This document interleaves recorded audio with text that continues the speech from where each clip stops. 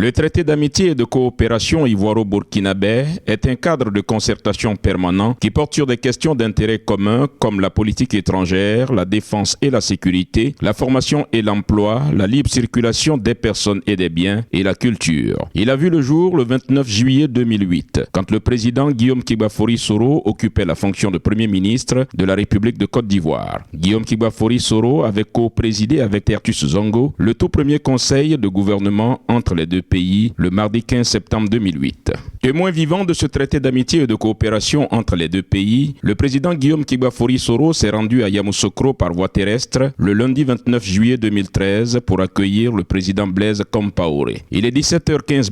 L'avion du président burkinabé stationne sur le tarmac de l'aéroport de Yamoussoukro. Sur le long du tapis rouge se trouve disposée la musique de la garde républicaine, le drapeau de l'EFA et sa garde, 2 brigades d'élèves officiers d'active, 2 pelotons d'élèves sous-officiers de la gendarmerie nationale et une section de la garde républicaine commandée par le chef de bataillon Kwasi Bi Vigoné Eustache pour les honneurs militaires et l'exécution des hymnes.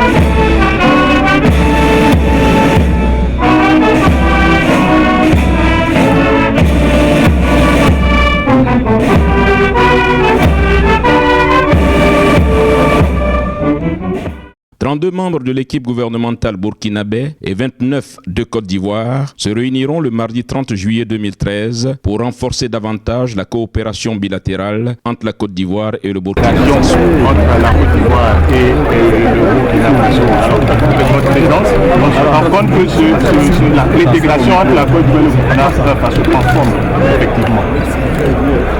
Je voudrais d'abord remercier à la salle cette invitation bien sûr concrétiser les engagements que nous avons pris ensemble pour faire en sorte qu'entre nos deux pays il y ait plus de stabilité, il y ait plus de démocratie, plus d'union, de cohésion, mais surtout qu'à travers nos actes nous puissions donner un exemple, montrer l'exemple à tous ceux qui nous entourent, à la région ouest africaine, pour qu'elle renforce les idées, mais aussi les actions en faveur de l'intégration de notre sous-région. Comme vous le savez, nous venons pour faire une évaluation de ce qui a été réalisé depuis les engagements pris sur ce traité, mais aussi voir comment consolider les acquis et aussi œuvrer à faire en sorte que notre espace Côte d'Ivoire, Burkina, je l'ai dit tantôt, puisse dans l'avenir se présenter comme l'exemple qu'il faut suivre pour les autres nations. Mais nous avons aussi l'ambition de travailler de façon plus ouverte avec les autres, afin que, bien sûr, à partir de ce noyau, la sous-région puisse vraiment accélérer surtout l'intégration. C'est ça notre souhait.